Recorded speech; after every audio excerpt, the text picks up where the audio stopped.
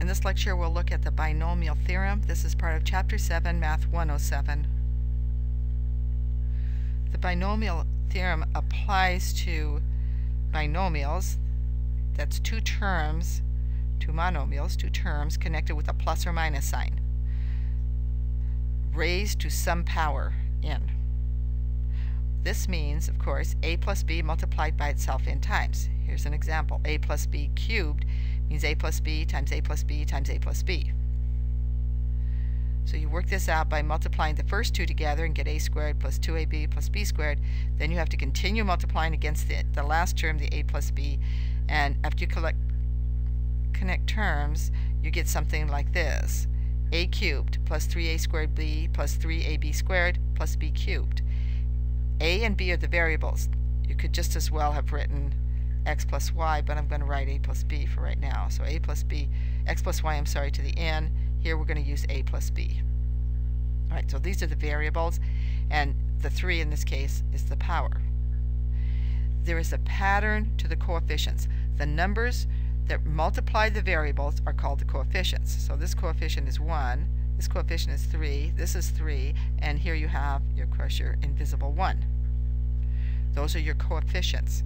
There's a pattern, a very interesting pattern to these coefficients that you will see if you write the terms in the order that I've shown here. Now the order that I've shown is that you take the first variable, in this case a, and you write it to the power 3, then you count down a cubed, a squared, a to the first, and there's really an a0 here because a to the 0 is 1.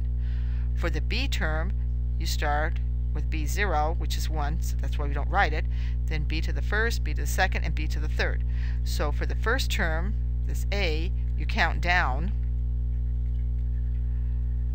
and for the b's, you count up. Notice that if you add these exponents in each one of those terms together, you will always get the 3. 3 plus 0 is 3, 2 plus 1 is 3, 1 plus 2 is 3, and 3 plus 0 is 3.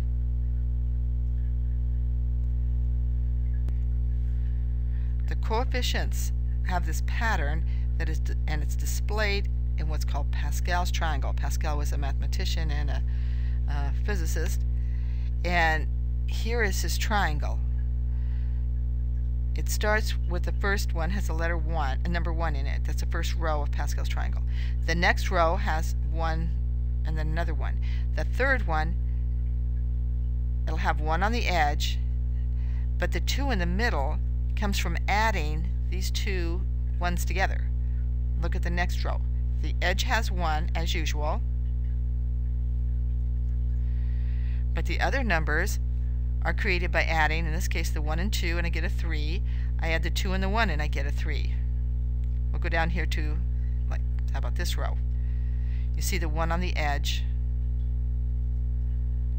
The next row, 1 in, actually, now you can kind of see the pattern is going to be the row number, 6, if we call this row 0. So that's row 0, row 1, row 2, so you've got a 2 here, row 3, see the 3's. Row 4, you'll have a 4 and a 4, then you have a different number in the middle, 5, and here's 6. Okay, the next term 6, I know the row above it is 1 and 5, which you can barely read. That gives you 6. 5 and 10 give you the 15. 10 and 10 give you the 20. 10 and 5 give the 15. 1 and 5 give you the 6, and here's the 1 on the edge. You can see symmetry with respect to the center. Okay, I have a 1 here, I have a 1 here, I've got 10 here and a 10 here. What is this? 45 and a 45, 120, 120. See that symmetry? There's other symmetries. I want to clear this a minute and point it out to you. Okay, it's called the hockey stick symmetry. If you start at the edge and you go down, this will be the handle of your hockey stick, and here's the blade. Go over 1 for the blade. The number in the blade, in this case 6, which I realize you can barely read, is 1 plus 2 plus 3. Wherever you go, here I'll go like this far. Now, I've got 1, 4, 10, and 26, wait a minute, and 20. If I add those up, I get the 35. Yes. And that's the number in the blade. Okay. So there's all kind of symmetries in this, but here's how we're using the Pascal's triangle. This will be row 0. When I raise a plus b, the binomial, this is just my classic binomial, my template of a binomial, raise it to the 0 power, the answer is 1. Here's the 1 right here. If I raise it to the first power, I'll be in the first row of Pascal's triangle. And when I work this out, there's really a coefficient of 1 here and a coefficient of 1 here. You see the 1 and 1 here? Now, a plus b squared, remember a plus b squared, you've got to FOIL this. And when I FOIL it, I get a squared, then I'll have an ab term, then I'll have another ab term, and then I have a b squared. So when I collect terms, I have a squared 2ab plus b squared. That's what's shown here. That is in the second row of Pascal's triangle, the 1, the 2, the 1. Here we go, a plus b cubed. That was from the previous page. There's a 1 here, a 3, and a 3, and a 1. Look at Pascal's triangle, 1, 3, 3, 1.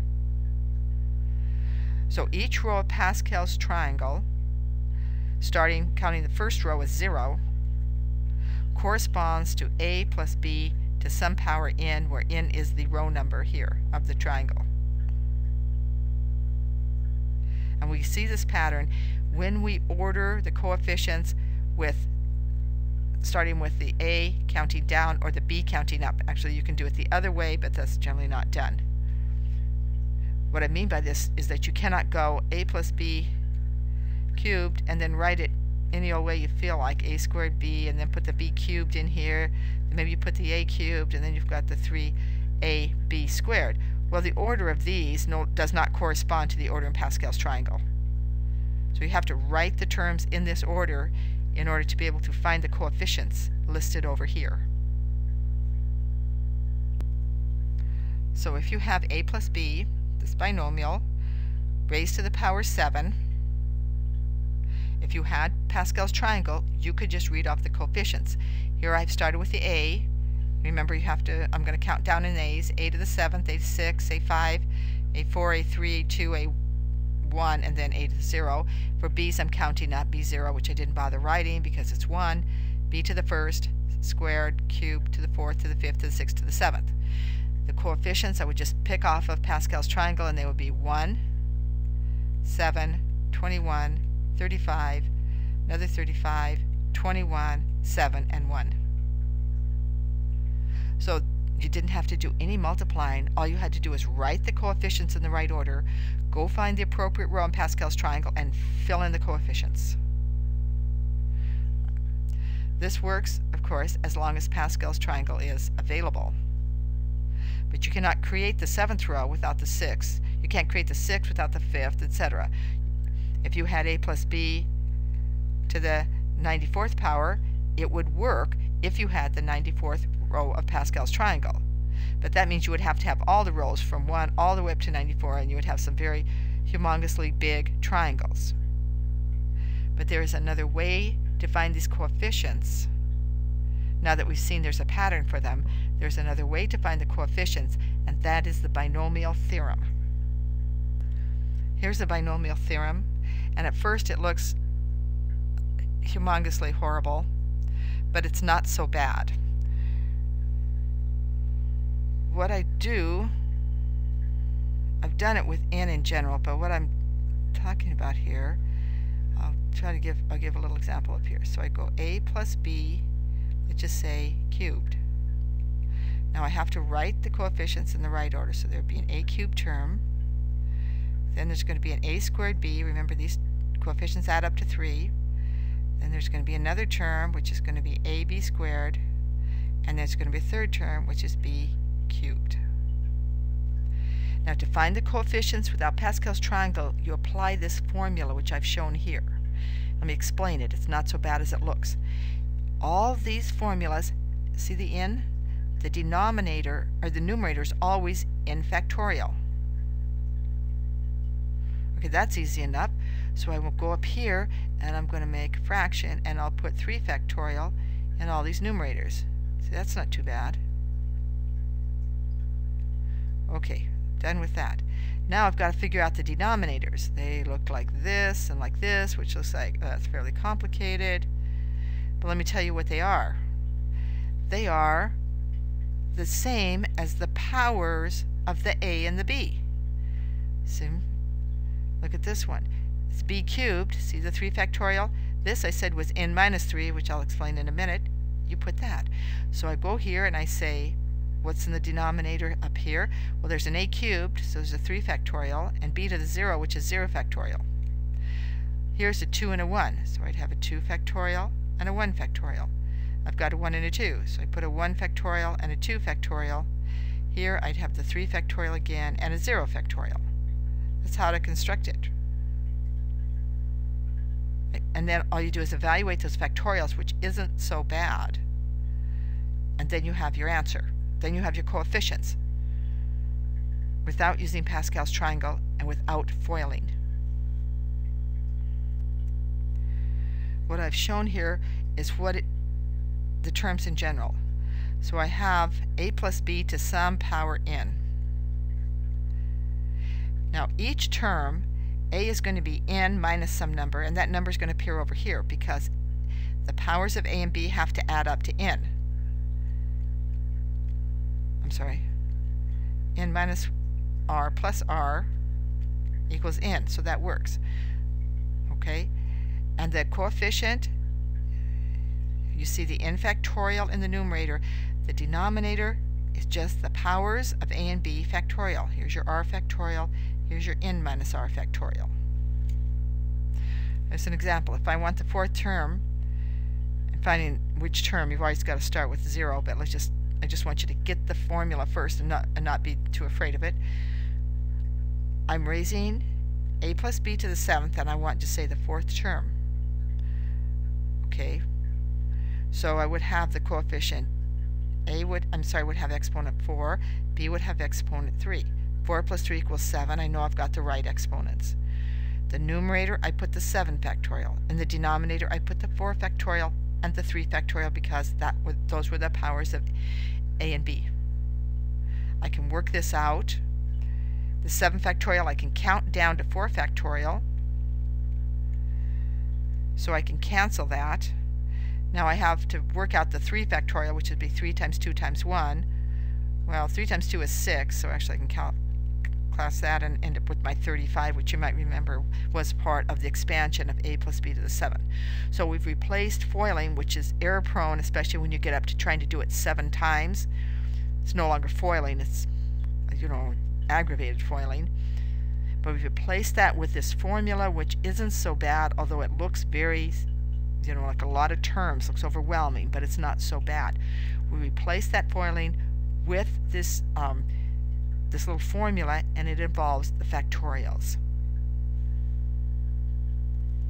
Let's look now at some of the exam and homework problems. In the homework, this would be a plus b to the 3rd, but I'm going to work out a plus b to the 4th, which is harder, and after you see this, you'll be able to do a plus b to the 3rd easily. Okay, so I'm going to use the binomial theorem. And in the binomial theorem, this actually has equal signs here. In the binomial theorem, you take the first term, which is my a, start making your terms counting down. A to the 4th, it's right here, b to the 3rd, to the 2nd, to the 1st, and then b to the 0. I'm writing out all these terms so you can see them real clearly. Then b, you start at 0, which is really 1, but I've written it here just for emphasis. Here's b to the 0, and then start counting up in b to the 1st, 2nd, 3rd, and 4th. And you notice that if you sum those exponents, they always turn into 4. 1 plus 3 is 4, 2 and 2 is 4, 3 and 1 is 4, 4 and 0 is 4. Right, I have everything, but I don't have the coefficients. So in the numerator of all the coefficients, this is raised to the power 4, I put 4 factorial. Just do it. 4 factorial all the way across. Right. The denominators I construct out of the exponents. So here I have a 4 and a 0. So in the denominator I put 4 factorial times 0 factorial. Here I have a 3 and a 1. In the denominator I put 3 factorial times 1 factorial. Here's a 2 and a 2. Put these down here. 2 factorial times 2 factorial. 1 and 3, 1 factorial, 3 factorial, 0 and 4, and I get 0 factorial times 4 factorial. Notice the symmetry that we saw in Pascal's triangle. You see it right here. Multiplication is commutative, so 4 times 0 is the same as 0 times 4. Oh, in fact, I even wrote it wrong, or wrote it that way. So these are going to be the same. Remember the outside edges of Pascal's triangle? Now you come in one level, and now those numbers are the same. And this one is different because there's an odd number. So what we have to do now is compute each factorial. So I'll start with this one. That'd be 4 factorial divided by 4 factorial times 0 factorial. 0 factorial is 1. So now I have 4 factorial over 4 factorial, and those cancel, turning into 1s, leaving me with 1. Okay, so I'm going to just doing that line on Pascal's triangle. I have a 1. Well, this is the same here and also here. So here are my edges of Pascal's triangle with the 1s. Now let's move in. We know what it's going to be. It's going to be a 4, but I'll show it to you. I have 4 factorial divided by 3 factorial times 1 factorial. 1 factorial is 1, forget about it. Take the 4 and count down. 4 times 3 factorial. These cancel, just gives me a 4. And remember, each row, the next one, the edge was 1, the next one in was a row number, so we expect the 4. In fact, you can do that by memory, and the only one you have to compute is this one. So 4 factorial over 2 factorial times 2 factorial. Count down in 4 till you can cross something off, which would be the 2 factorial. Cancel that. 2 factorial is 2 times 1. I'm left with the 4 times 3 up here, and the answer is 6, and here's my coefficient. And this is the answer.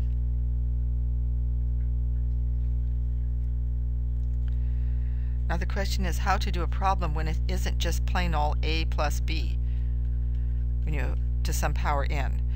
What if you have x minus y? So instead of a plus you have a minus. Here's how I do the problem.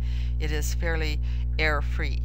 First, work out the terms for a plus b to the 4th, to whatever power it is. You work that out and this is your answer. We just found that. Then go back and substitute. Let a be x and b be minus y. So here's my a and this is my b. Oops. Go through and put it in. If you need, be sure to use parentheses. So here was an a, I turned it into the x to the 4th. Here's an a cubed, x cubed. B to the first power will just be a minus y. And remember, these are multiplied, that's where you can make a mistake. A squared becomes x squared. B squared becomes minus y squared. A becomes x to the 1. B cubed is minus y cubed. And b to the 4th becomes minus y to the 4th. Now let's work out these terms. The first one, no problem here, you get a to the 4th. Here you've got 4 x cubed times minus y, so it's minus 4 x cubed y. In this term, the minus y squared becomes just plain old y squared. So this term is 6 x squared y squared. The next term, minus y cubed, it's odd, so you still have a negative sign when you're done cubing. That's why this becomes a negative. And here's your last term. 4 is even, so minus y to the 4th is positive number. So now you see, in this case, you've lost, well, you still have some symmetry in this case. And we'll do one more problem that's a little bit harder. And now instead of just plain old a plus b, we have 2x plus 3y. Do the same procedure. Look first at the power. It's to the 4th. So work out the terms with a plus b to the 4th. It's just a template, sort of create a template. And here is the answer, which you know from before, from the previous slides. Okay. Then go back and substitute. Let a be 2x and b be 3y, and be sure to use parentheses. So the first term is a to the 4th, so it's 2x raised to the 4th. You've got to raise everything to the 4th power, so that's why you end up with 16x to the 4th. Now I have 4, 2x cubed times 3y to the 1st. In parentheses, the 2x cubed,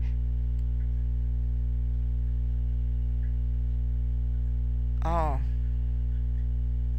I typed this wrong, but it's right, becomes 8x cubed to the 3. No, that's wrong. So that's 32 times 3 is 96. There should be a 96 here. Alright, I see the problems. Now I have 6, and then it's a squared, so there's 2x squared, which becomes 4x squared. Then I have b squared, which is 3y squared, becomes 9y squared. Multiply all these coefficients together, the 6 times the 4 times the 9, and I get 216. And continuing like that, the last term is 3y to the 4th. Be sure that the 3 is raised to the 4th power as well as the y, and that gives you 18y to the 4th. I went over these also in the homework help videos.